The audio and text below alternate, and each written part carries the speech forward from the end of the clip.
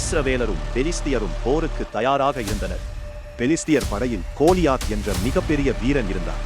அவன் தினமும் இஸ்ரவேல் படையினருக்கு சவால் செய்து, என்னுடன் சண்டையிட ஒருவனை அனுப்புங்கள் என்று கர்ஜித்து அவர்களை நிந்தித்தான்.